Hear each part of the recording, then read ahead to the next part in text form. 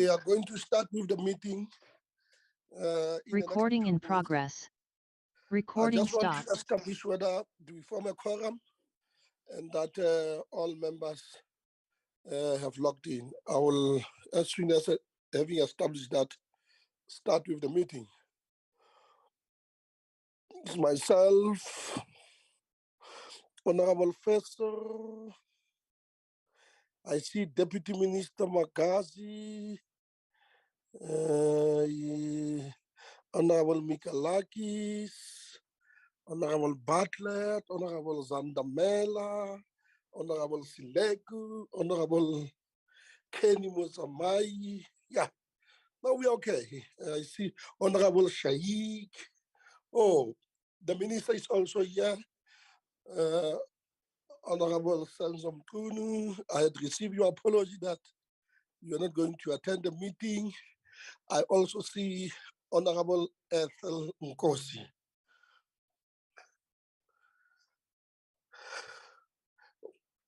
I think that all members are here, and we can duly start with the meeting. Recording in progress. Honorable members, let me take this opportunity to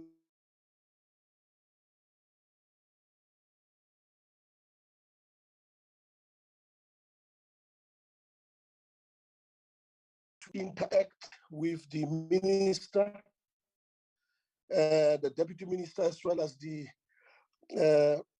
district municipality in the KZN province. In that sense, take this opportunity once more to welcome the Honorable Minister and the Deputy Minister. In the past, we interacted with the Deputy Minister. Let me take this opportunity for the first time to welcome the Minister in this session of the NCOP. This is an important meeting, and we hope that going forward in the future, we are going to work very closely. The department and the ministry will enable us as the select committee on COGTA, human settlements, water and sanitation to perform our function. And that can only be possible if we coordinate our efforts, if we work together. And in that sense, it will enable our work, especially lawmaking and oversight. We are gathered here in the first meeting of the year of the committee, apart from the sessions that we had in respect of the strategic planning sessions that we had to prepare for the year. We kickstarting this year with this important meeting, in which we are going to engage with the Department of Water and Sanitation in respect of Mhlathuze Water in the the district municipality in KwaZulu-Natal.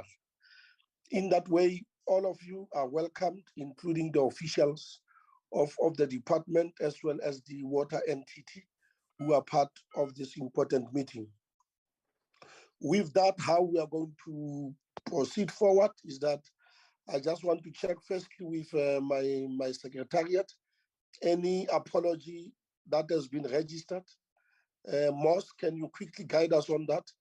Whether other than, I know that you had indicated to me that the minister and the DG were attending an important session in the Eastern Cape, but I see that the minister is here and the deputy minister is also here, which we welcome.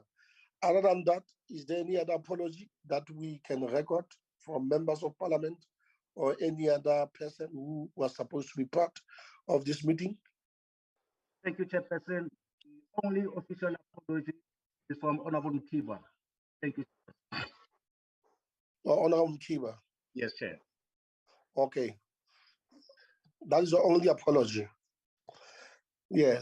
With that, let me invite the Honorable Minister, Minister Senzom Kunu, to give us a brief statement, if any, and maybe also tell us how as a department, they want to unfold the presentation. I'm aware that we are here gathered as a result of the directive in terms of the Water Act that was issued by the department in respect of the water entity because of the challenges which we experienced. We are coming to establish the constitutional, substantive and procedural matters pertaining to that intervention and whether the situation is stabilizing and what are the key challenges that are obtained in that respect and how can we take this particular process forward. With that, can I invite the Minister over to you, Honorable Sansom Tunu? You can start in the way that I have proposed. Over to you.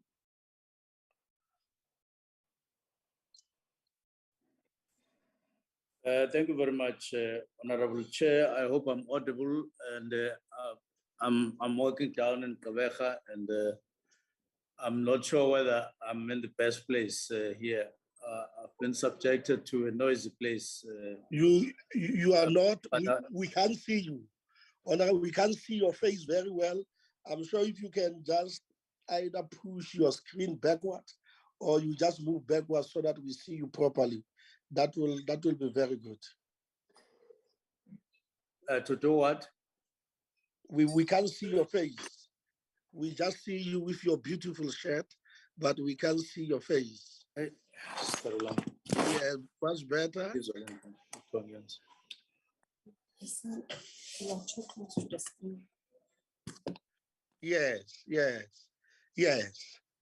That's good. Open this thing?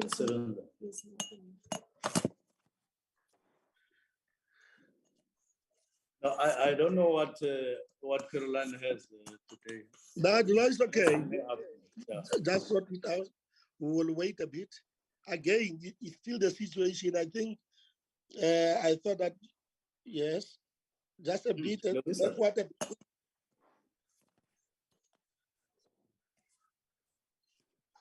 Yeah. And remember, all of these meetings are covered in the parliamentary television and they are recorded. It's good that yes, you are far better now. Okay. All right. Yes. Thank you very much, Honorable Chair. We will do this presentation. It will be done by Acting DDG, Water Services Management, Mushodi Motebele.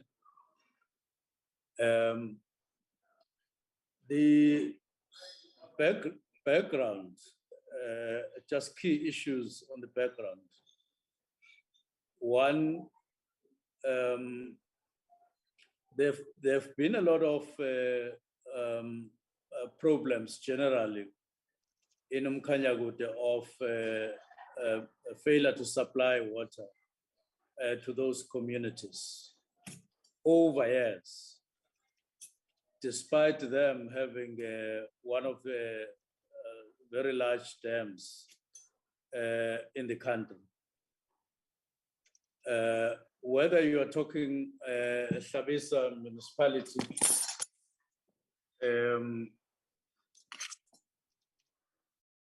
no water. Recording in progress.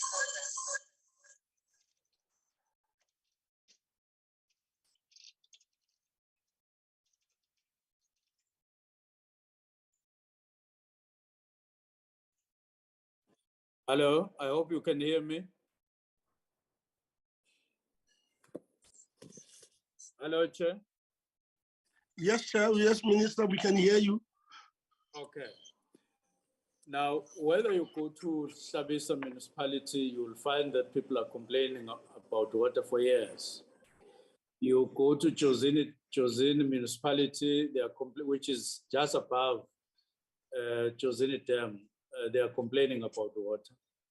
You go down to Mhlathuze, they are complaining about the water. There was even somebody recently last year who came from nowhere, and there was digging boreholes or something that looked like boreholes, trying to assist people there. with untreated borehole water. Whether you go down to Mtuba, it is the same for years, despite Josini Dam with the capacity to supply people there with water. Not only just drinking water, I'm talking about a place that also has a canal from Josini Dam for purposes of farming and also water to business. In other words, water for economic growth and well-being of people. Now, there was some intervention that was done by the department in 2014. And when the then mayor there objected, then without an explanation, the initiative was dropped. And then recently, we decided that we would make an intervention in terms of Section 63. It needs to be implemented coupled with Section 139. And that municipality is already under Section 139 from January last year. I'm just giving the context of problems of water on one hand, but the assessment of the capacity of the municipality on the other. And I leave the rest to with Mushodi, but get to now. We recently had working sessions in all provinces in the country, including KZN. And one of the engagements was with Mkhanyakude district. And the presentation was done by an acting district manager and the then mayor. And we couldn't hear or understand what the acting municipal manager was saying or not saying. It was just a lightweight conversation that didn't reflect the challenges that the country or the district have in relation to water reticulation in the area. It did highlight problems, but in a manner that you never expected in terms of being low-key. We tried to answer questions and probe it. Even Mayor joined us saying he too didn't understand what the acting MM was saying, and so on. So we then went back to the office in Pretoria, analyzed their report, and decided to augment it by further a probe, which Mushodi did. Mushodi is a qualified civil engineer. So we made sure we sent somebody who would know what he would be looking for. Just take Mkhanyakude as a water service authority, and then look at what their responsibilities are, and then check against that whether any of those responsibilities are being met. I came back with the reports, presented it to the department and to ourselves. We felt that based on that report, based on the general historical grievance of the people there about water, and based on our own observations, I happen to be coming from there as well. So I have general knowledge. I have just general knowledge of the situation there. We then concluded that we would need to intervene. We then have had 8 meetings. This is meeting number 9 on the matter. First meeting was on the 13th of December last year with the mayor and deputy mayor and acting mayor and their staff. We briefed them about the situation and the recommendation of the department that we intervene. The mayor responded saying he has no problem, he can't challenge that. He is new, but secondly, he himself has found that the municipality doesn't even have an attendance register. And therefore, he was finding it quite difficult and he agreed with us. The second thing we did was to write to Minister of Cooperative and Premier of the province. Premier responded asking us to meet, but generally having no problem agreeing, but wanting us to meet. We met Premier and the mayor of that district. We agreed that we needed to move ahead, but agreed that we would have to have a political steering committee between ministries, including mayor's office.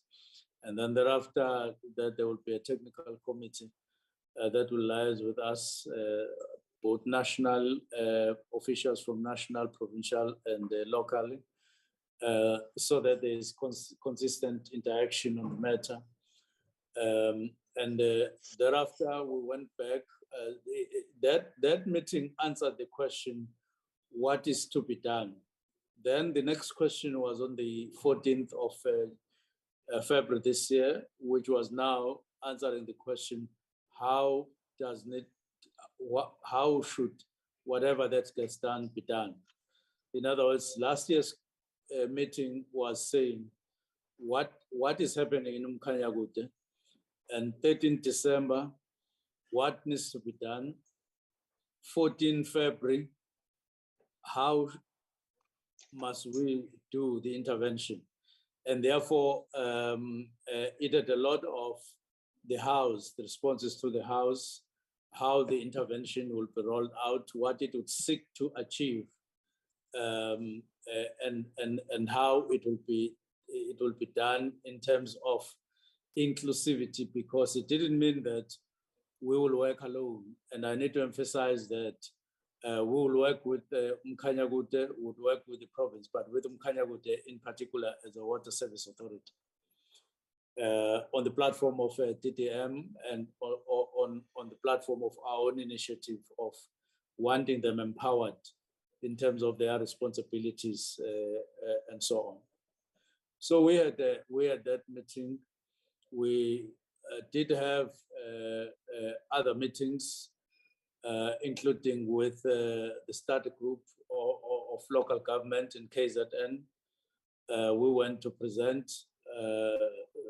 We went to Amakosi, the House of Traditional Leaders in Umkhanyakude. We've met them twice and happy with the intervention. We met then with Minister Nkosazana Dlamini Zuma, with MESA in Cape Town, I think it is 2 weeks ago, to appraise them of the situation so that they don't have anxiety on what's happening, and we all agreed that we would need to go ahead. So this is just the context, and Mhlathuze will then fill up the committee with details. Thank you very much. If Mhlathuze could be allowed to present.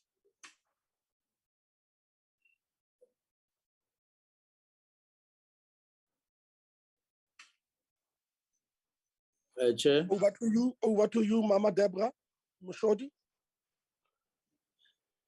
No, it's Mhlathuze Motebele. Oh yes, okay. Yes. Over to you, DDG.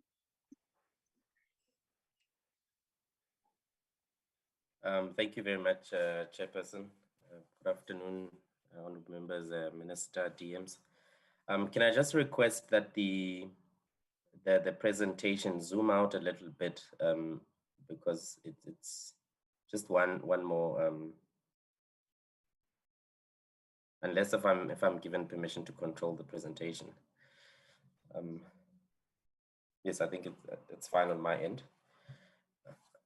Chairperson, as Minister said, I'm going to take the committee through the presentation on the Section 63 intervention in Umkhanyakude District Municipality.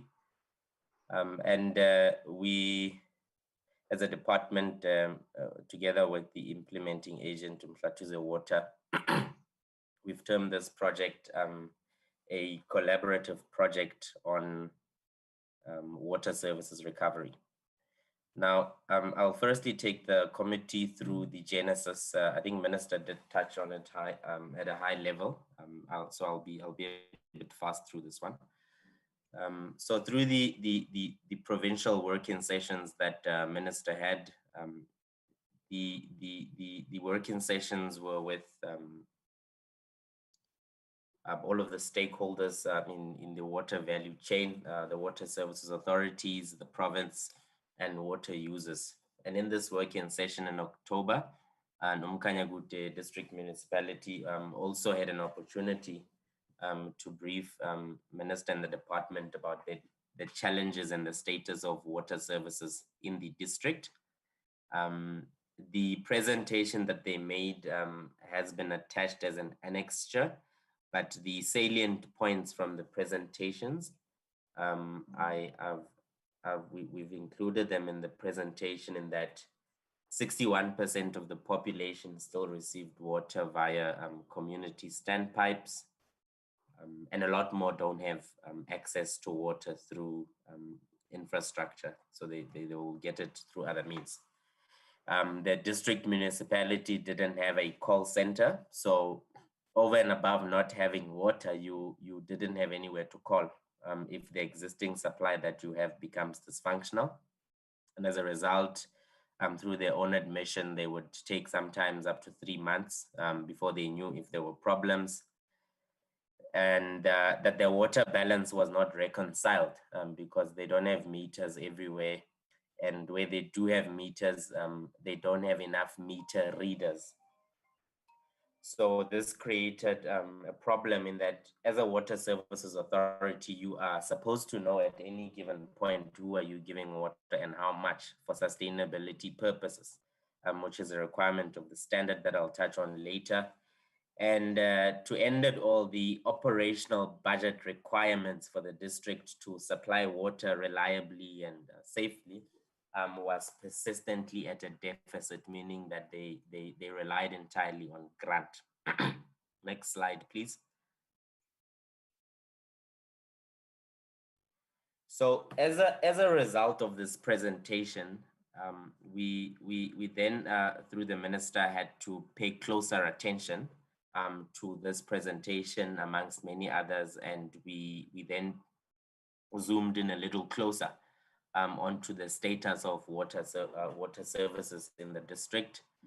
And further findings from ourselves as a department was that since the municipality had been placed under administration, most, if not all, water supply projects had been halted without any cause. So they were just stopped in the middle.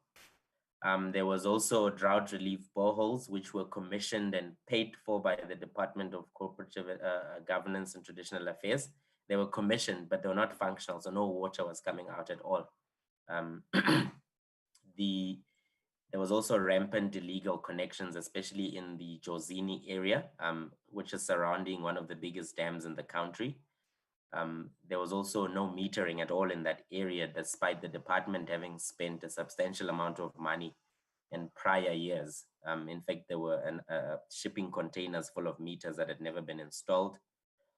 And that was part of the water treatment plan that the department had earlier on paid for, which on paper is supposed to be functioning at 25% because it's supposed to connect the further parts of the district, but it was already at 75% due to illegal connections, meaning that at a later point when that infrastructure is ready, it would already be above capacity. As a result of this, there was also a thriving secondary private water market to those people that are not served by the district at all, where either municipal officials who are acting beyond outside of their work would sell water to people or filling up their JoJo tanks, even elderly people who are on social grants. But generally, there just wasn't a lot of work being done in terms of what's expected from a water services authority. This is not only the view of the department, because Treasury at that stage had written to the district that they will withhold or offset 83 million rands of MIG money, which had not been spent by that time. I think at this stage that amount is closer to 150 million rands, because the department also then held back 75 million rands for water services infrastructure grants, despite the significant backlog. So there is money, but the district was just not complying with the conditions of these grants to submit business plans and IRSs to make sure that the money is spent towards service delivery. And generally, as I've said before, there was just a number of people who were unserved and not getting water according to the norms and standards. This is in the backdrop of the department having picked this up in earlier years in 2014-15, where the department attempted to intervene, but this process was stalled and never reached any fruition because the parties never agreed. There was some legal challenges as well. Next slide, please.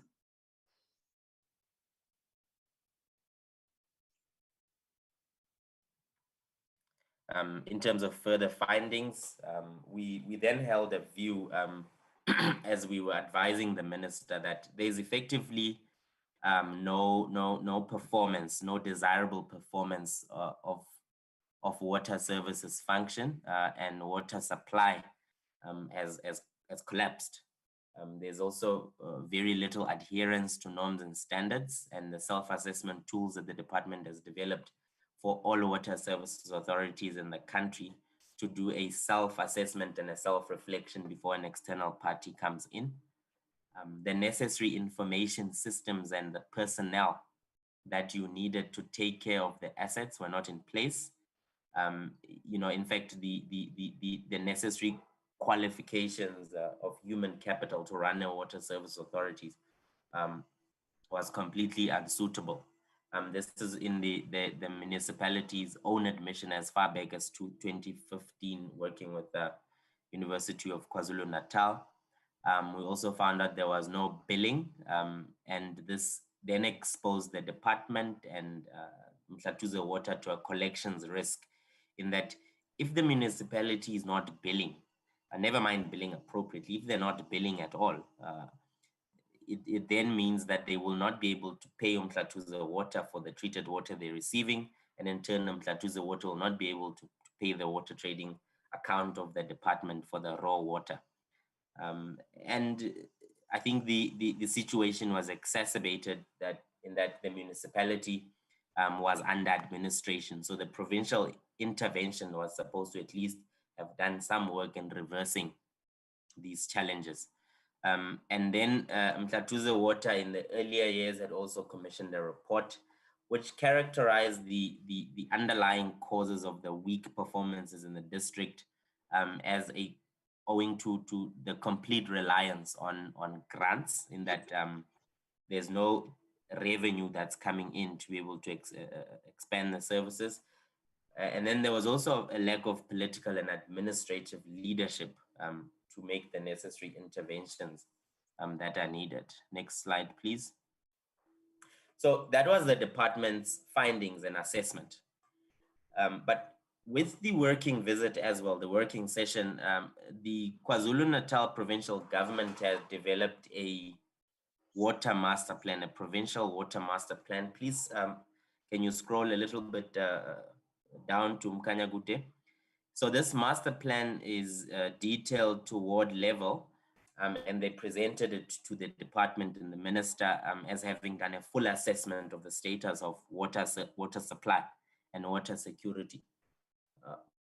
But this gives an indication that even from the provincial information, encircled in red there, is that 41.2% of the infrastructure that's available is dysfunctional. I mean, it's not working. It's not reliable. And then you've got 29% of people who have no access to water as well, which essentially means that 70%, more than 70% of the people in the district don't have reliable water to the standard. You can go to the next slide, please. So as officials, we then had to advise the minister that legally, if there is this situation, we've done our assessment and The assessment is that the Water Services Authority had not effectively performed any function to the desired standard, and as a result, the minister may, in consultation with COCTA, request the province to intervene in terms of Section 139 of the Constitution.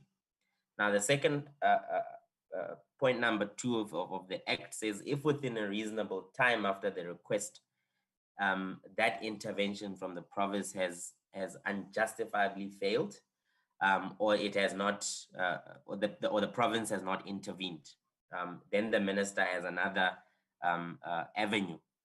So this is important because it then becomes a moot point, because if the province had intervened and the situation did not improve, it then means that minister may assume responsibility for that function to the extent that it's necessary to maintain the essential national standard or to meet that minimum standards for providing that services. Next slide, please.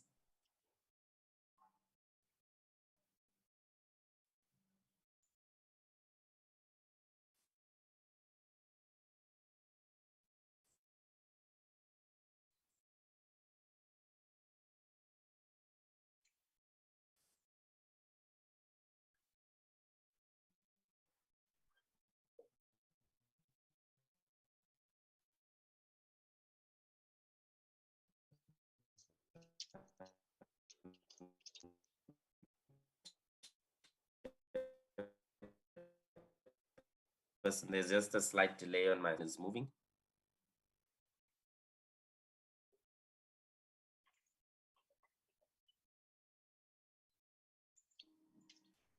Apologies, I think I was kicked off. Can you go to the previous slide with the legal background so that we could pick it up from there?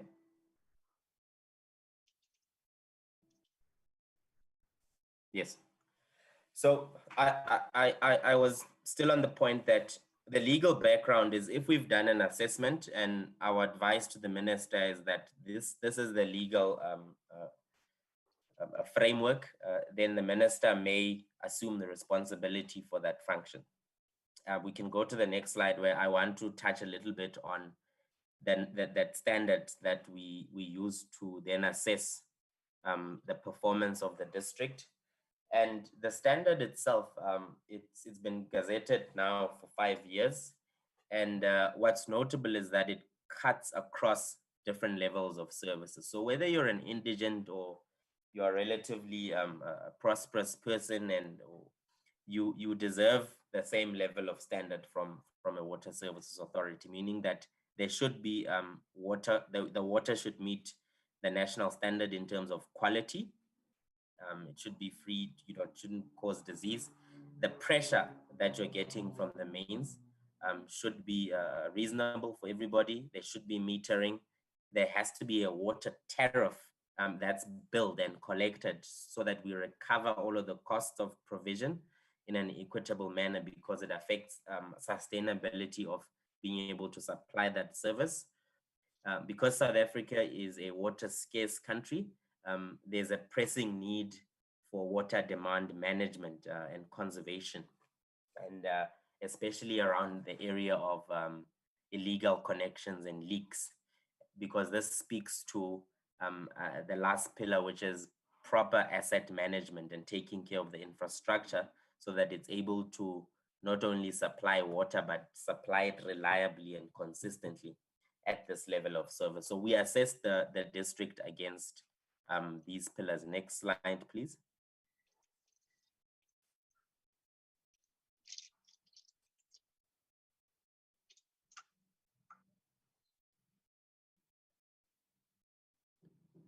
So what we then did is that the department looked not only a standstill or an assessment at that point in time. As I said, since 2015, the department attempted to intervene, but the parties couldn't agree. I earlier said that there's self-assessment tools against performance that the department had developed. And the last time that Umkhanyagude was compliant to the self-assessment tool was in 2018, we also looked at that indicator in that in the province, Umkhanyakude, Utukela, I think, and Erikwala, further down in the screen, were already identified as extremely vulnerable municipalities. So in addition to this, they didn't have a water services development plan, which had to be then updated annually. Can you just slightly scroll up? This is why I wanted the presentation to be the whole page, because I think it's better to speak to the whole page instead of scrolling on the page itself. So they didn't comply to the self-assessment in the reporting period. The entity was under administration. We also hadn't appointed them as an implementing agent owing to capacity issues. But there was also the 51.4% state of water losses in the district. So we looked across a number of reports of area and information that is available to be able to advise the minister properly. The next slide, please.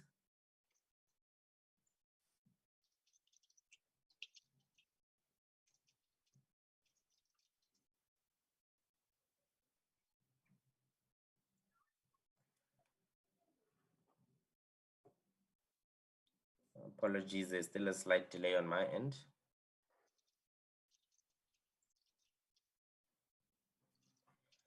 Chairperson, can I request the person in control to just make the page on the right, yes, just fit the page.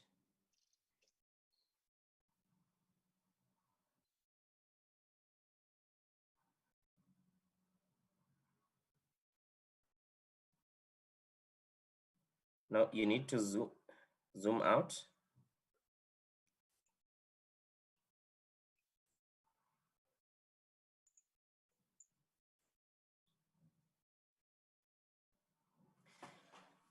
Okay, thank you. If you could zoom out a little bit again, just one last time. Thank you. Perfect. What we then did with the information available, Chairperson, we sampled the master plan because it's detailed to ward level, and we wanted to get a sense of what does that master plan say to the province and the district itself. We picked up 3 wards in Mhlathuze, 5 in Jozini, 1 in Mtuba, and another 5 in Hlabisa. And with the exception of Ward 16 in Jozini and 3 wards in Mhlathuze, more than 90% of people in those wards, the infrastructure was dysfunctional and they didn't have access to water. So all of the signs were there. The information was there. It's not something that the department would have had to demonstrate. All of these indicators were there. Next slide, please.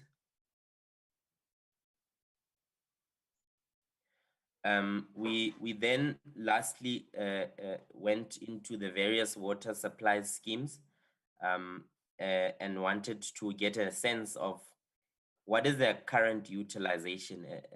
Are they functioning above capacity, under capacity?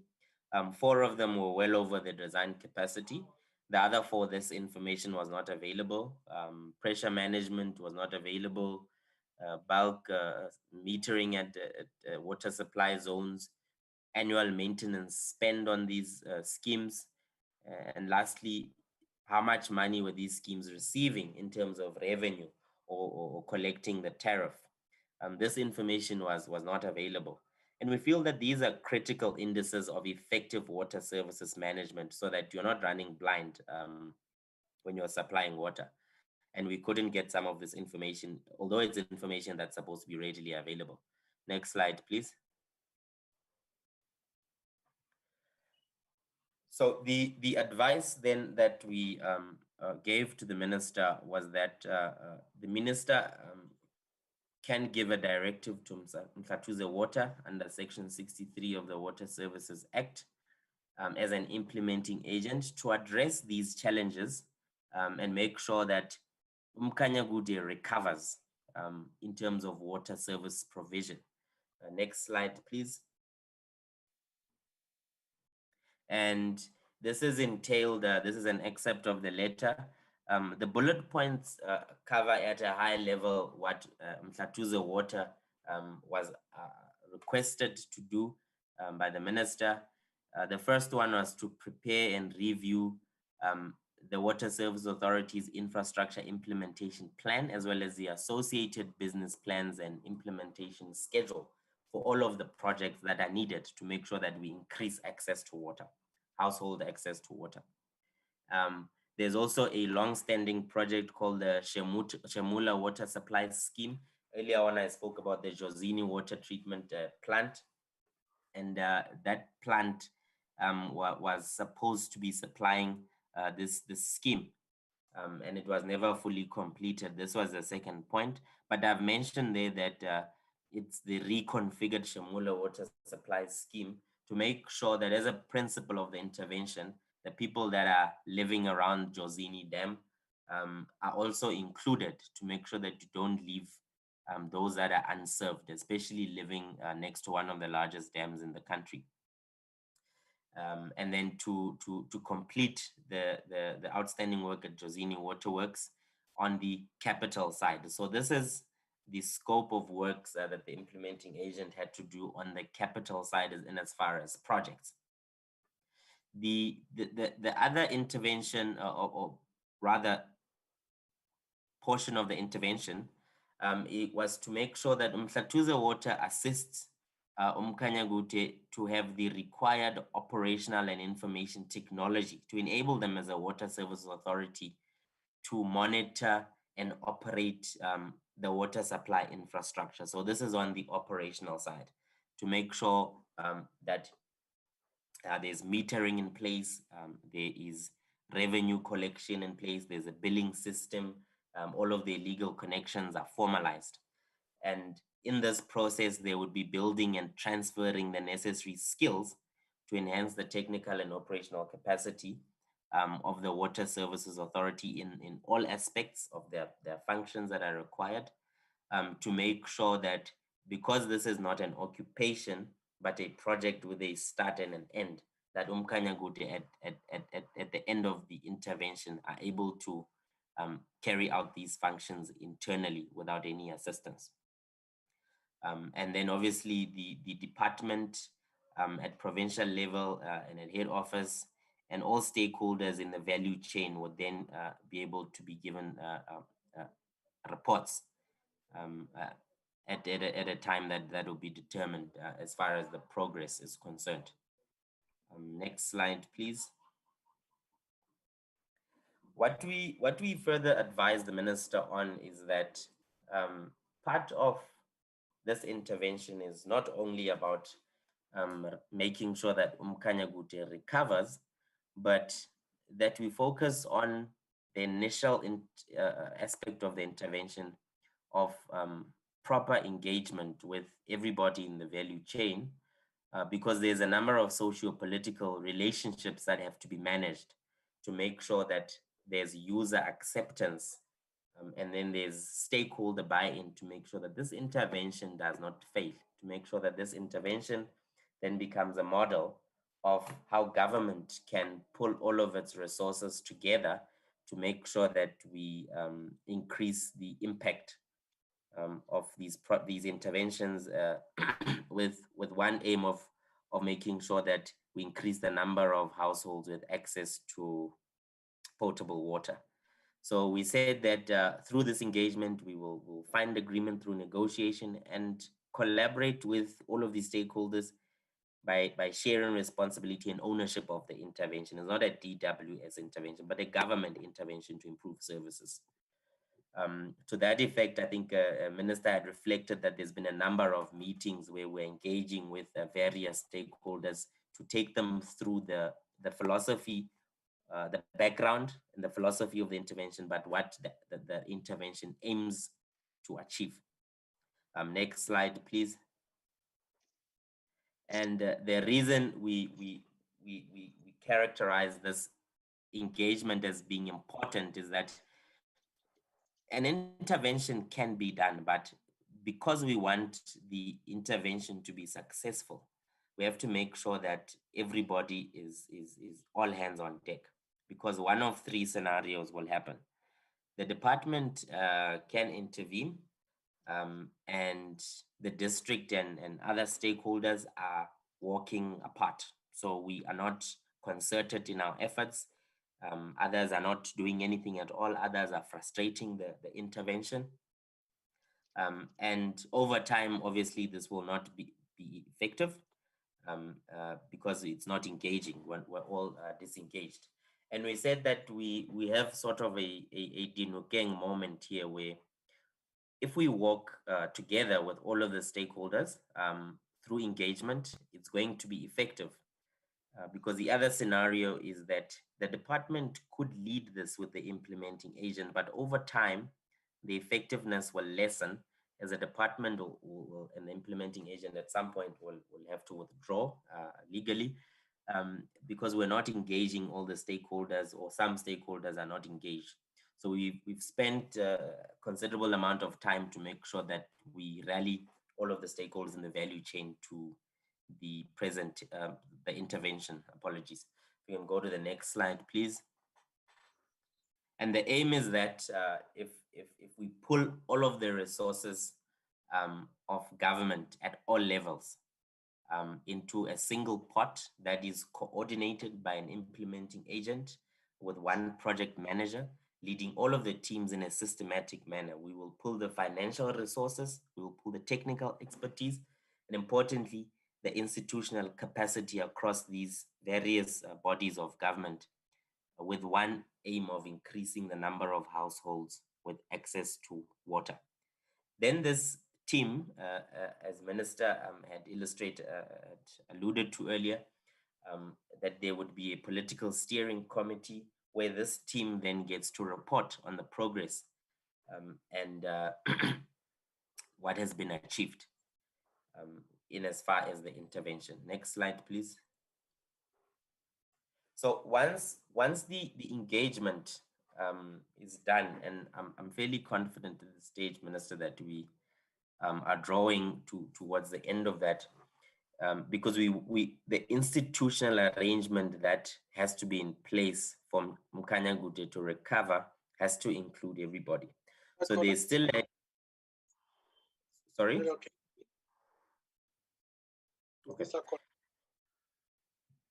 There is still a section 139 constitutional intervention in Mkhanyakude. I called her, actually came to you. I'm saying I called her, actually it came to you.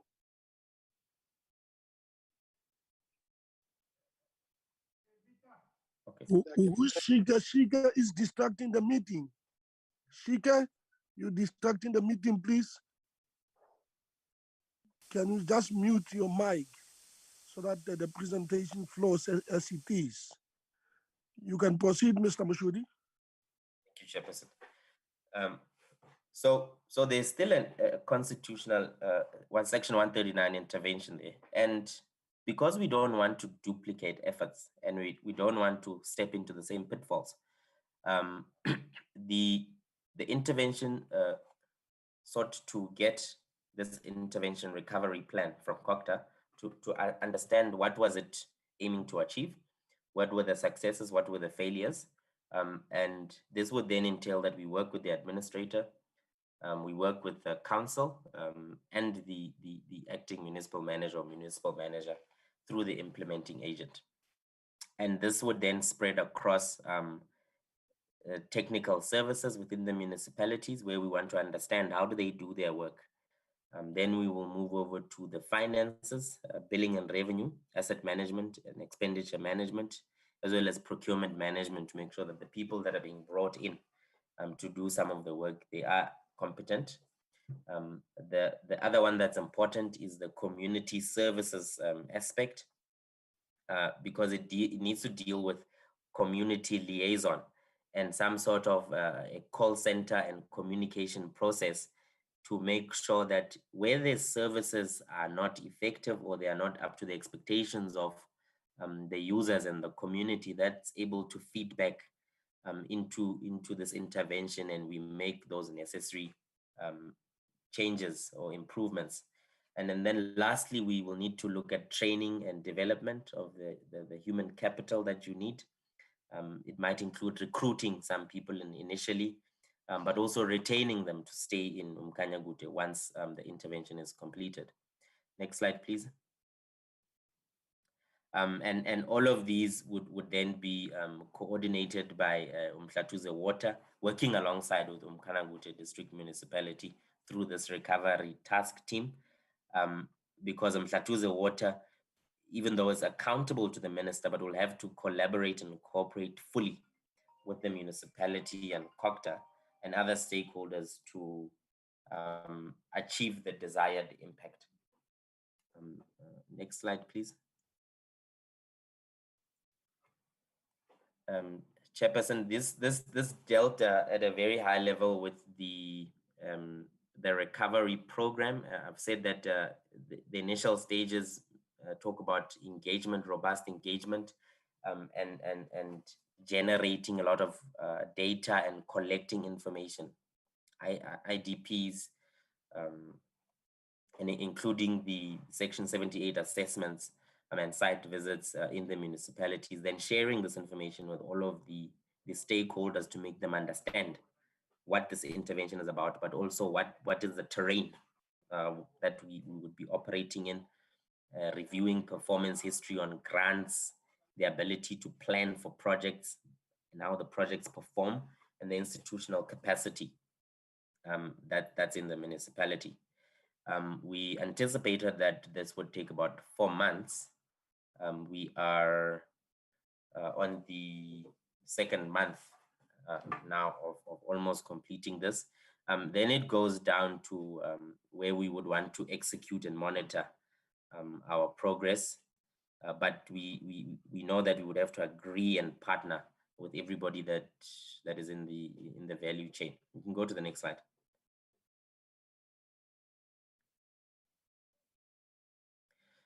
This just covers in a little bit more detail what the various work packages are.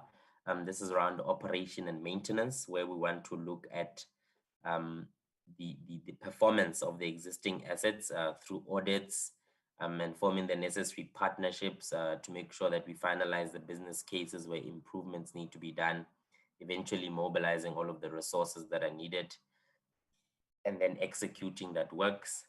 And at some stage, once this is done, then Mhlathuze Water should be able to exit so that Umkanyagute is self-reliant and able to do this work on their own. Next slide, please. The same philosophy and packaging of the work would also be applicable to the technical services area, where this is about projects and not necessarily the operation of the existing plant and so on, but the ability of the district to plan, initiate, and complete projects. Next slide, please. This is also a high-level recovery plan, and the salient point is we're at inception stage, and we anticipating that end of March we would then have a draft inception report. Obviously, the assumption here was that it's going to be smooth sailing, that we will have 1 or maybe 3 robust engagements and not necessarily 9. But if the time that is needed to spend on engaging with stakeholders is a little bit more, then it's fine, because it means that then once we move on to actual execution, we don't have any glitches or any questions as to why this is being done. We're able to coordinate all of the resources across various spheres of government and get the necessary support. Next slide, please. This is just a little bit more detail in terms of on a finance level, what we would be doing, on a technical level, what we'd be doing, and then on operations. I think I've covered this. We can go to the next slide. And I think this is important also in that it explains just how we want to build a sustainable capacity and capability. We know that this is not going to be an overnight thing. In fact, in the short term, in the year 1 to 3, we said that Mhlathuze Water would then have to deploy resources to fill gaps and drive these programs that are needed, as well as recruiting and retaining additional municipal resources. What's important, if members can appreciate about this, is that the aim is for these resources to be stationed and working in Umkhanyagut and not elsewhere, because that's where the work is. And then in the medium term, we would then allow Mhlathuze Water to gradually wean the municipality off and allow it to operate and on its own by developing sustainable resources. We think that this should be done through an artisan development program, graduate development program, and an internship program to make sure that you have the necessary capacity going forward. Next slide, please. You can skip the slide. This was just a demonstration of the workload that will be needed. This is also a conceptual structure that we envisage would be able to work, where we would plug in various resources from various spheres and levels of government to make sure that we have a functional structure. But as you can imagine, this includes consultation and request for information from Umkhanyagut so that we speak to the need that's on the ground. Next slide, please. This is just an explanation on the funding management of the intervention. We know that the directive, initially we expected to be funded from underperforming grants allocation under the management of DWS for refurbishment and capital expenditure. Then once these business plans are jointly appraised by the department implementing agent, Umkhanyagut and Cooperative, then they would use a mix of Arbig, Wisig, MIG, and some revenue if we're able to generate it to fund these interventions. Then a portion of the equitable share, we've also proposed that it's ring-fenced for operation and maintenance. And then we will also apply via Treasury to have a portion of the services grant converted to operational support. And we know that it's possible because we've successfully done it in Mfuleni, although not at 5% yet, but the aim is to get 5% of the asset base ring-fenced for operation and maintenance, so that all of these interventions, once they're completed, the infrastructure doesn't rot or become dysfunctional. Next slide, please. Chairperson, this is a risk matrix. There's various risks, obviously, with this type of intervention, but I think the most salient one that we've wanted to highlight for this presentation is a lack of stakeholder buy-in. Is that if we have any stakeholder resisting the intervention, we know that it might not be as successful as we want it to be, and it will have an impact on our overall aim of making sure that the number of households with access to reliable water increases. So I think we also appreciate the opportunity to be able to make this presentation so that we get assistance in that regard. Next slide, please. We also then said that as part of the intervention to build a necessary momentum, there are relatively quick wins in the immediate term, and that we would have wanted to do capital projects, as I've said, the Jozini Dam bulk and reticulation for the Shamula supply scheme. And the impact of this is that it would increase the number of households that receive water, as well as urgently refurbishing 41% of the dysfunctional infrastructure. Also increases the number of households that receive water, setting up a call center so that community is able to inform the gaps in water provision and challenges in infrastructure. Then an advocacy leg to make sure that there's grassroots support and buy-in from locals to manage the expectations of what is it that government wants to do. Next slide, please. This is just a graphical representation of the areas that we want to target as part of the reconfigured Shemula water supply scheme, where that we target the areas of Obonjeni and Kandova, which are as displayed there, extremely close to the dam, but no access to water at all. Next slide, please. Shemula is the area that's highlighted in red in on the map, and that you could see just below that area in red, it's written Jozini. That's where the dam is. So we want to include the people around the dam as well before the water goes up. Next slide, please. Then, Chairperson, we envisage that this is not a occupation, obviously, that there's a time where we would have to exit and the intervention comes to an end. But we want that as we withdraw, there's an aftercare support where we gradually reduce the input and transfer responsibilities. But we also review and acknowledge of what was accomplished and what remains to be done so that we can continue to check in and offer support after that. We've estimated the time frame for this to be 6 months in 2027 June, because the directive is that we would not be doing this for more than 5 years. The reason is like that is because we understand that this is not going to be an overnight thing, and it has to be, for it to be impactful and successful, we have to give it the necessary time. But this does not mean that there isn't provision to be able to exit earlier than that. I think it all depends on the performance of the intervention and how all of the stakeholders are able to work together and increase the number of households with access to reliable and safe water. Next slide, please. The progress to date, we've had 2 consultation meetings with the technical teams where we sought to clarify what is Section 63 and the approach of the department to Umkhanyakude district together with the Mhlathuze Water. And this is important, Chairperson, because there's been probably some misinformation on what is this Section 63, that the minister is taking over water services. The reason we termed it that it's a collaborative project is that the minister informed us that there's no intention to sideline anybody for the department to do this, because at the end of the day, it remains a municipal function.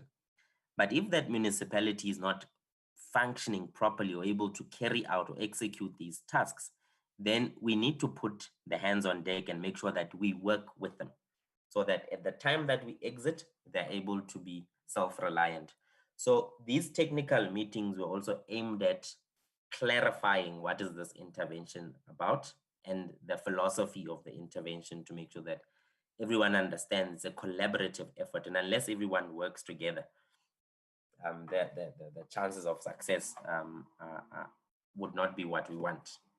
So due to the leadership challenges and changes in Umkhanyakude district municipality, there was some contestation initially that they would have received a formal notice, because in the presentation we highlighted that this started in October before the elections, the local elections. Then there was a change in the political leadership, the executive authority changed, and there were some issues or concerns where the district felt that it should be given an opportunity to undertake service provision of its own, with only support from the department being financial in terms of Section 154 of the Constitution, where we support municipalities to perform their function.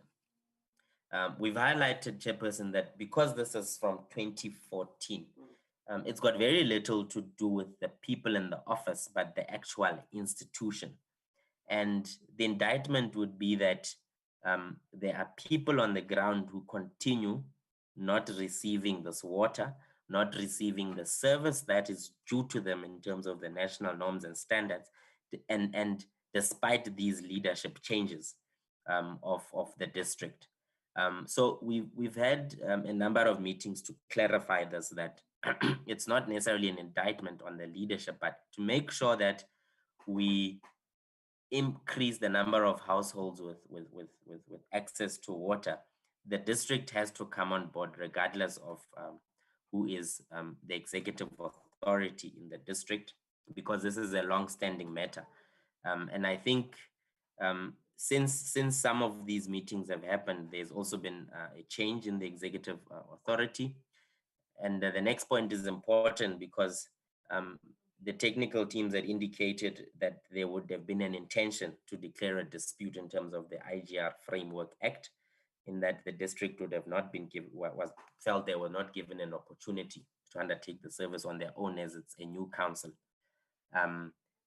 As to whether this intention is still enduring, we're not aware. We will be getting some advice next week from the officials in the district, because there's been a change in executive authority, as I've said. But this presents a challenge because we now have limited avenues to provide assistance. We were providing assistance, but the district is not compliant with the conditions of the grants from Treasury and us. And this is not just the department's view. Treasury has written to the district to offset MIG funding due to non-performance on their part. So the opportunity for the district to be able to get an opportunity to undertake this on their own, unfortunately, the horse has bolted because the conditions on the ground are not changing, and they are enduring. The services are still not offered. The additional avenues that are available in law for the minister are there, but we've advised obviously that we want everybody all the stakeholders to cooperate to make sure that this intervention is successful. I'm happy to leave it there, Chairperson. I hope I was clear enough. Thank you. All right, thank you very much for the presentation. What is clear is that the intervention was, or the directive was issued to the municipality because of systemic problems which were highlighted in the presentation. And that this, if it is successful, it needs to be implemented so that at the end of the day, people in that district, entire district, must have access to water and sanitation. That is quite important and it is non-negotiable. But be that as it may, I'm going to allow members to make observations, to engage with the presentation, but to equally ask questions, clarity-seeking questions when it is necessary. Over to you, honorable members.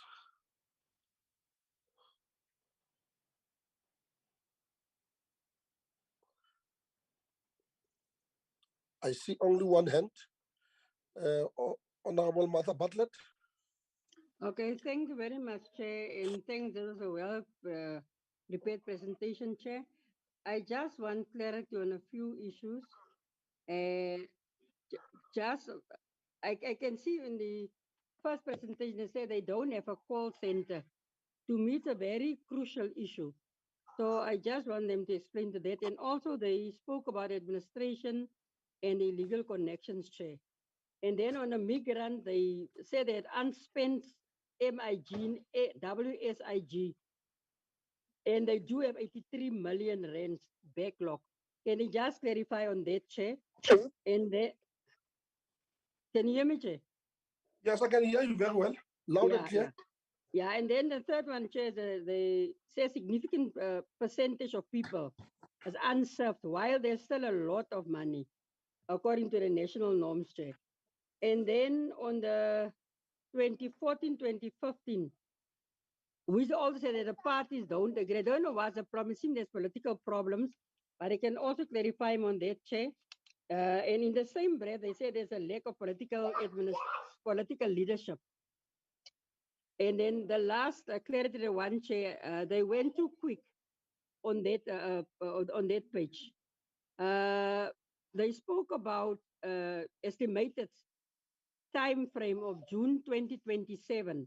So I didn't hear that one properly, Chair. Can just clarify on that one also. Am I clear, Chair? Yes, all right. Thank you very much, Honorable Bartlett. Honorable Nkosi.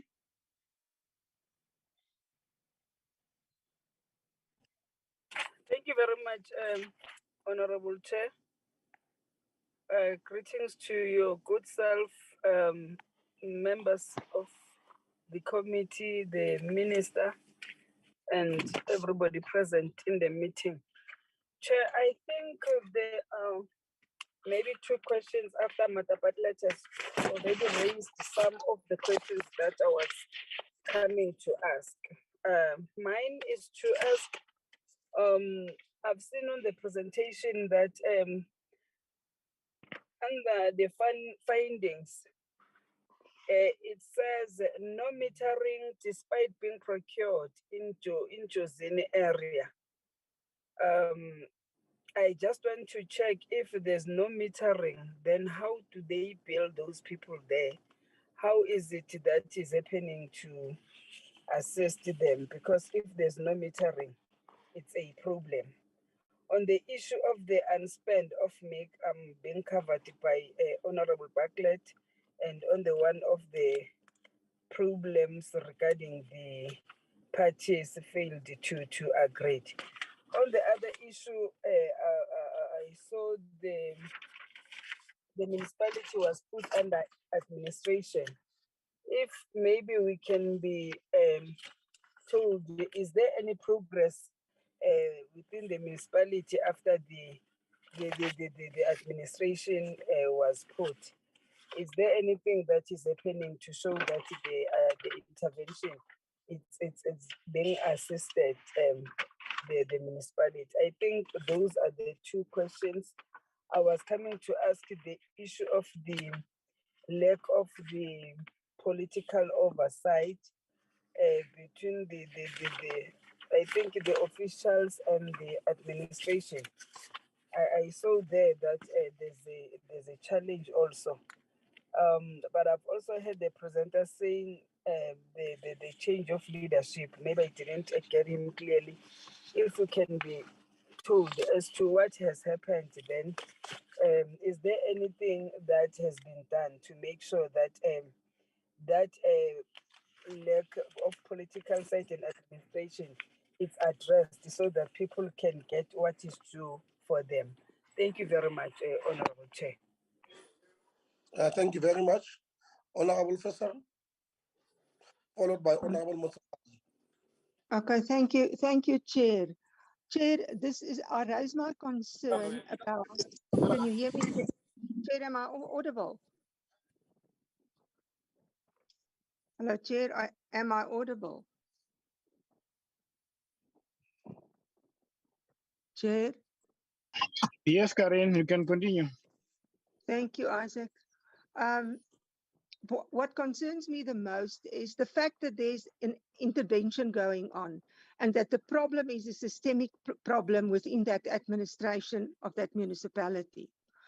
And we have now seen time and time again that an intervention will only be of value if the institutional value of that municipality can be restored. Concerning their skills audit and their commitment and their buy-in on that of both the council and the administration. To see what has happened in this municipality and then see the intervention of the Department of Water and Sanitation, to me today is really, it was a wonderful report, and it is something good that can come from that. But the Department of Water and Sanitation can only go that far. The municipality must still take ownership, and the council there must take ownership of their problems. And that is the crux of the thing is, will they do that and continue with good governance? And why did they allow that bad governance take over in the municipality? There must be reasons, systemic reasons in their administration, in their management, in mismanagement. If we look at the AG reports and other reports as well, to identify that. Because if they do not address that, the root problems and the root causes, we will never resolve these municipalities, and communities will still suffer because of bad services and sitting for months without water, absolutely negatively impacting on their human rights. Thank you, Chair. Thank you very much, Honorable Professor. Honorable Mutsamai. Thank you, Chairperson. I just want to know what is the financial implication of the directive. Okay. That, Honorable Minister, Honorable Minister, can you switch off your mic in the meantime?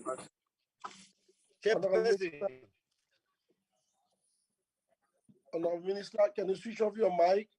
You'll switch it on when you respond to the questions. Chairperson. Yes, continue. What is the financial implication of the directive? What will be the role of the Department of Cooperative in the implementing of the directive? What is the capacity of the Water Board in implementing the directive?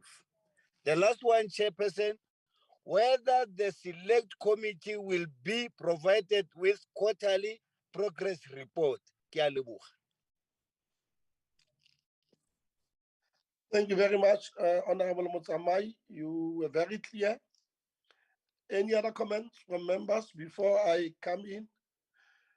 Okay, if there is no comment, I just want to make some reflections on the presentation. Firstly, like all other members, we welcome the presentation. I think it was very, very much clear that a directive was issued in terms of Section 63 of the Water Services Act to intervene in that particular district. But I want to raise the following issues. Firstly, the presentation indicates that these problems started to emerge around 2015, and around 2018, it was quite clear that the municipality was vulnerable and that municipality didn't have the water master plan to ensure that they supply water as an authority to the respective municipalities. Now, my concern is that the presentation doesn't show us and tell us that since these problems were identified at that time, what is it that the department did to support the municipality? What did it do to strengthen the capacity of the municipality to provide water? And what is it that it did itself to ensure that it monitors the situation very closely so that those problems as identified around 2018 were resolved? I don't get a sense that before this directive was issued, this is what in precision as a department we did to can address the problems in that district municipality. I'm sure you would want to comment on that because for me, it's a matter of concern. Secondly, we have experiences of this kind of interventions, that there are problems. We can see that there are problems. We can see that people don't have access to water. We can see that municipalities are not effective in terms of performing those functions regarding to water, and therefore the interventions are made. But these interventions do not yield positive results as anticipated. And I would like the department to look at that, to look at the following in my view. Firstly, ensure that you deploy the right people as part of the intervention, people with the requisite skills, capacities to can turn around the situation so that when you complete this intervention in 2027, of course, 2027 is a very long time. It means, what it simply means is that the department will intervene for about 5 years in that municipality until the situation is restored. It's a very, very long time. Our view, I'm sure, would be that ensure that the people with the necessary capacity and skills are deployed to assist that municipality, so that there must be results that all of us can see that improvements have been registered. My second point relates to the resources, that in situations like this, you need to ensure that you provide adequate resources, you allocate sufficient resources for intervention, because there is no point that you intervene and there are no concomitant resources that are available to ensure that we succeed in this particular instance. My view again is that the department must work very closely with the Department of Cooperative, because as you correctly say, there is an intervention by the department, by the provincial government in that municipality in terms of Section 1391B of the Constitution, because of the failure of that municipality to can perform its functions and exercise its obligations under the Constitution. Therefore, it is quite important that in the process, there need to be a very, very tight collaboration and working together with that particular department, so that at the end of the day, we see the people in those rural parts of our provinces, of our province of KwaZulu-Natal, and of our country, that those particular things are addressed. And that if possible, sector departments that are available must also come in to assist the department, so that at the end of the day, this intervention yields positive results. Those are the issues that I want to raise. But lastly, to ensure that the question that Honorable Motsamai has raised, to indicate that once there is intervention, will there be regular reports? And at what interval will those reports come forward? Whether it will be quarterly report, it will be half-yearly reports, or what? Because if we do not monitor the situation in that sense with reports that come regularly, we will not see the impact of the intervention itself and whether it is ameliorating the situation that was obtained at that particular district of KwaZulu-Natal. Can I invite you, Honorable Minister, to kind of respond to the questions and to some of the comments that we are making, and maybe allow some officials at some point to also help you to do that, if possible, to respond before we chart the way forward in terms of this particular meeting and the intervention that we are making in that district. Over to you, Honorable Minister.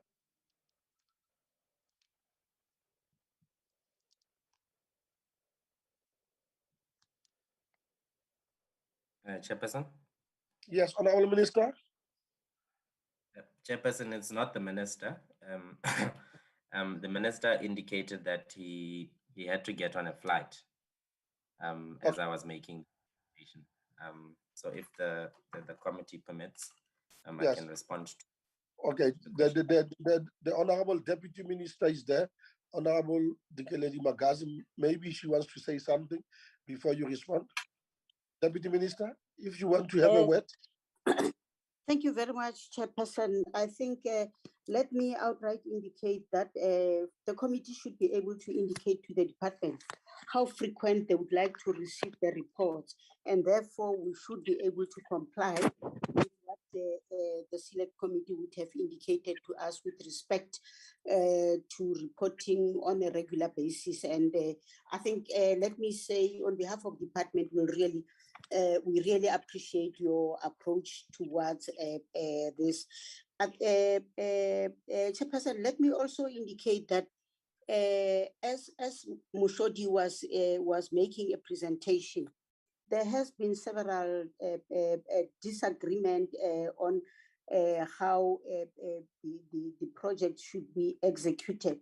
And therefore, that is why you could see that since way back 2015, there has been just that problem of how the intervention should be made, and until the minister decided on the Section 63, which actually, in agreement with all the meetings that we have held with the provincial government, the district, and every other person that we believe we should be able, together with Cooperative, we have reached a situation where we're saying now implementation of Section 63.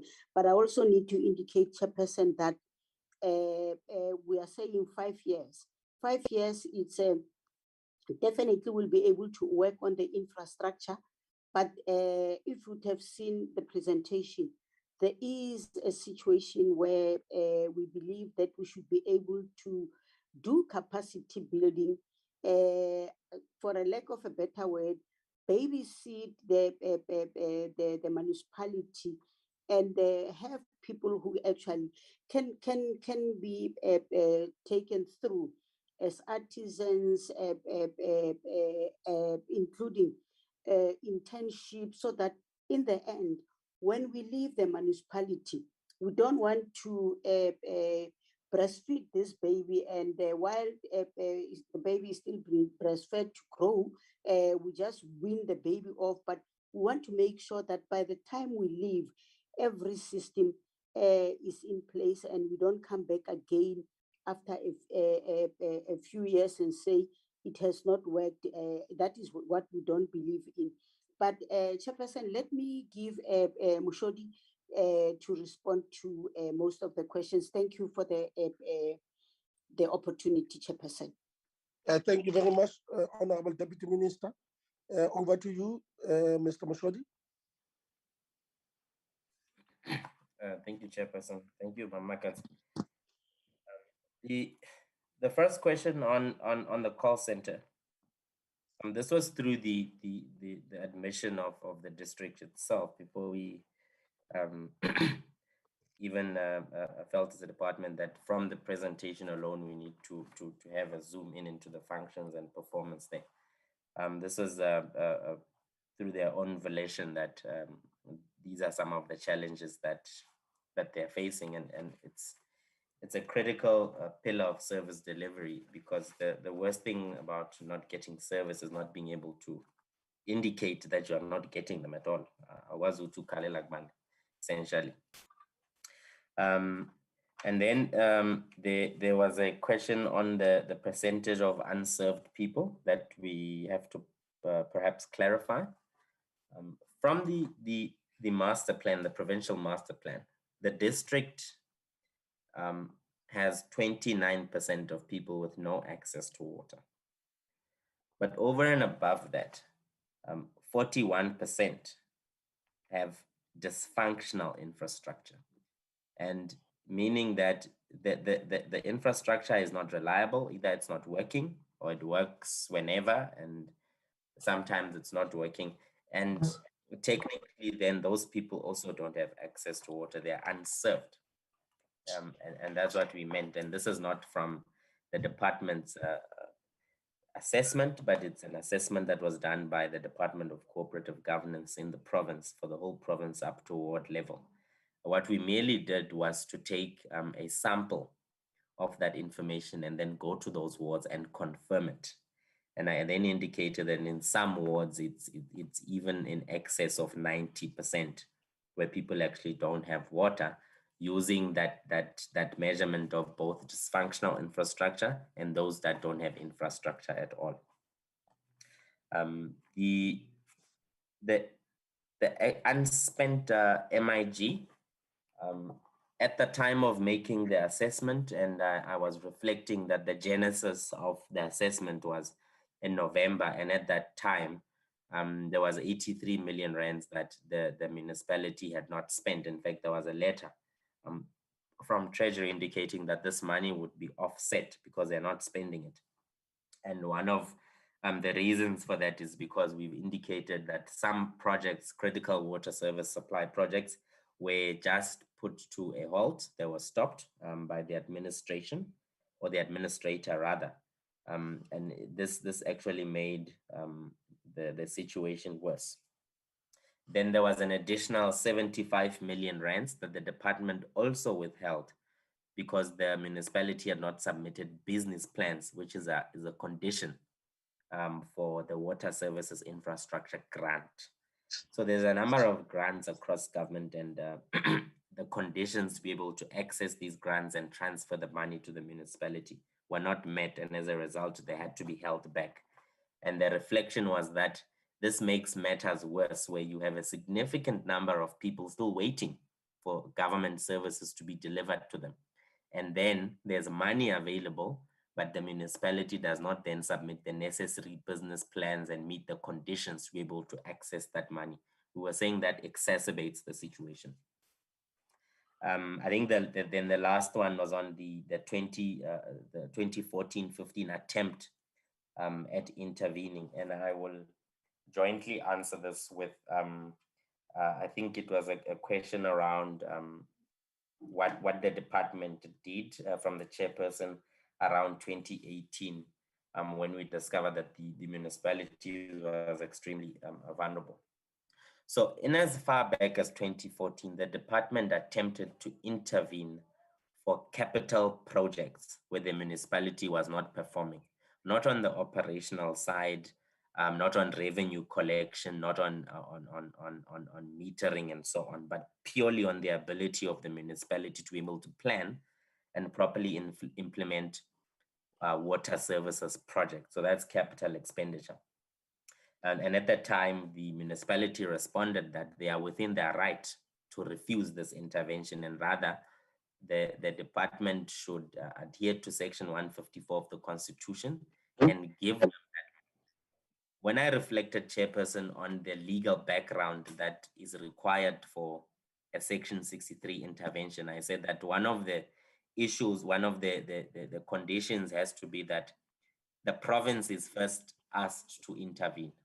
So the minister requests the department at that stage would then have said, we want to intervene and assist you, not through Section 63, through another Section 41 of intervening on projects. But the municipality felt that they had the necessary capacity to do it on their own. There was actually a legal correspondence from the municipality to say that this is still our domain, and you cannot intervene unless we agree, for lack of a better word. And this is important to reflect on, because if you forcefully intervene in a water services authority, obviously there will be some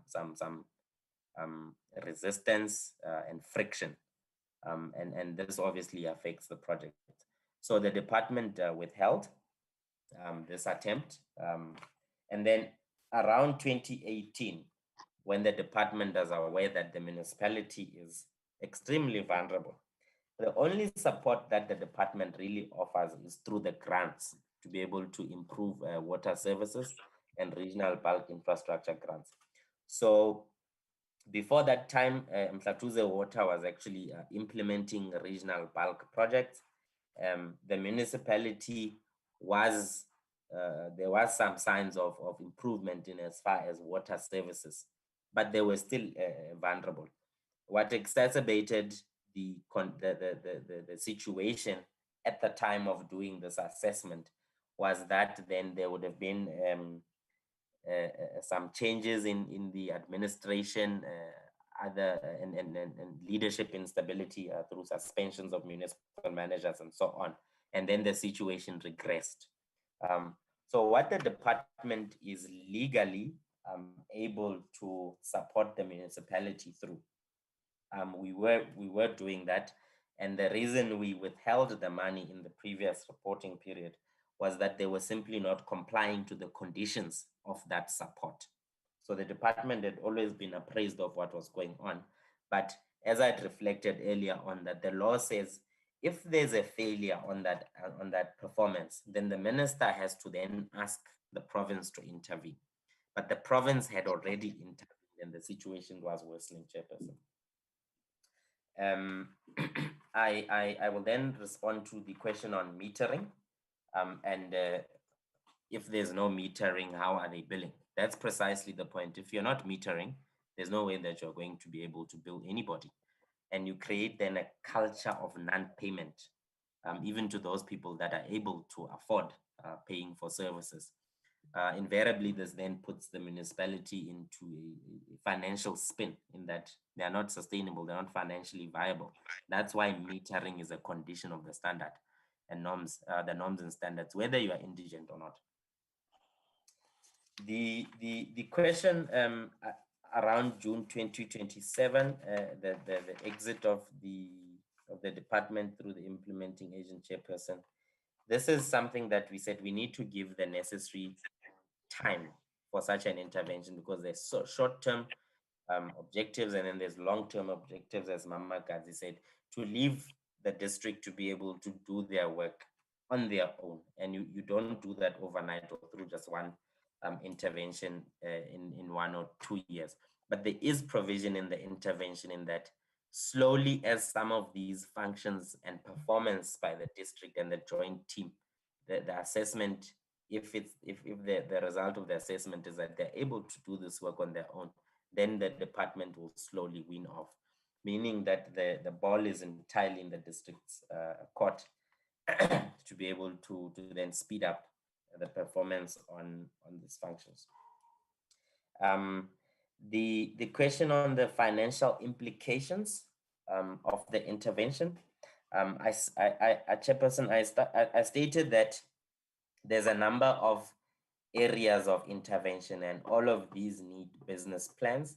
And the state, the phase of the intervention at the moment is through engagement, collecting as much information as possible, because some planning would have been done, but to finalize all of the business plans, because the business plans would then be able to give us an indication of what is the cost of this financial, what is the implication financially of this intervention. Earlier on in the presentation, I also reflected that the aim is to then pool all of the resources across various spheres and departments of the government at all levels. And this touches on the question of COCTA's role. What would their role be? We've had correspondence and meetings with the COCTA and the province. They are aware. And as part of the Section 63 intervention chairperson, we then had consultation also with the Minister of Cooperative Governance, Mhlathuze Water, and the result of that meeting is that the Municipal Infrastructure Support Agency has also been given a directive to match the department's efforts in this intervention, because we are acutely aware that if government focuses all of its resources coordinated systematically by one project manager, then we're not duplicating any efforts. So we know what their role is. In fact, they've received a directive to match our efforts, and the financial implications will then be just before execution, where we have the business plans and we know how much it's going to cost for this intervention. We've said that in the short term, what we will do is that any other allocation that the department has control of and it's not spent, we will be able to redirect to this intervention for those low-hanging fruits and quick wins. There was a question around the capacity of the implementing agent.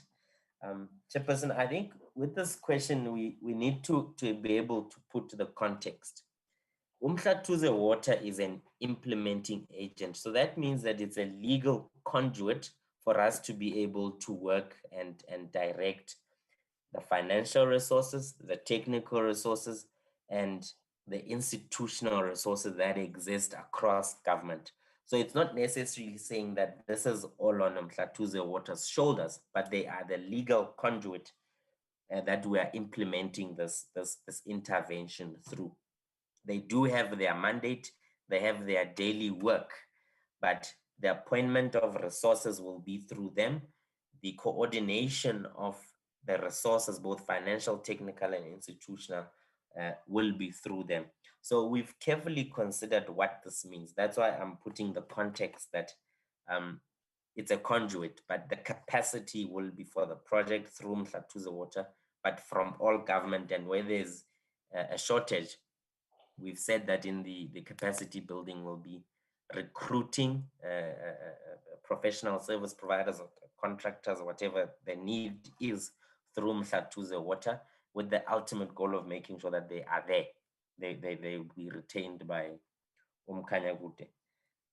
When it comes to the frequency of reporting, I think Mama Gaz has given us a direction that will be subjected to the requirements of the committee of how frequent we we should be able to report to the committee. The second last one, Chairperson, it's around what happened and why do we say that in the report the lack of political leadership is what was also causing the municipality to not deliver effectively.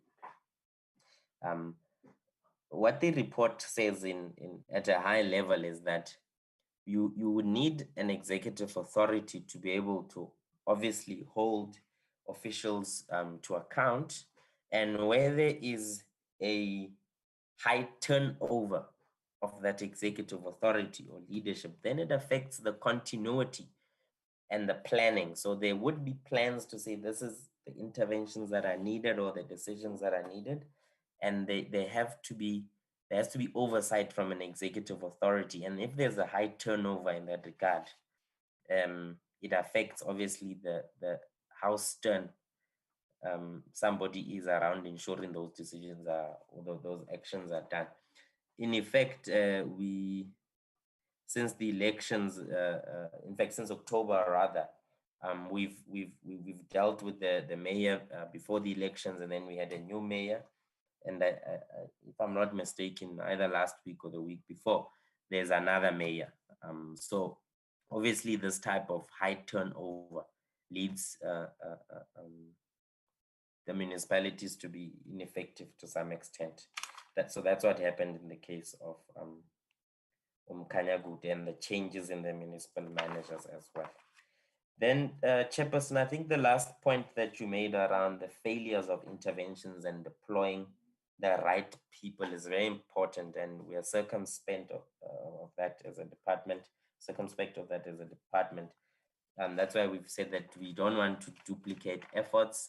We don't want working in silos.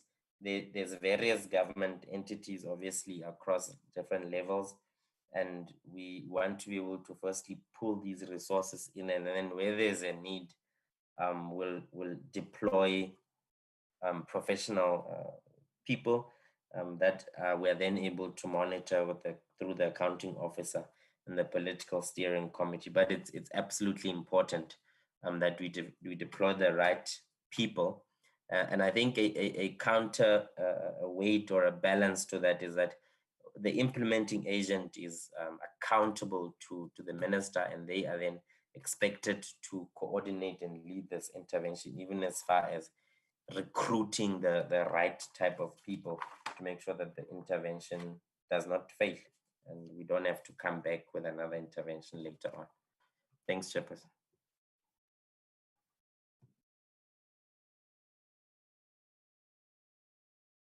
Thank you very much, Mr. Mhlathuze, for the responses once more. Honorable members, that is that in respect of this intervention. As you are aware, in terms of our program, we are going to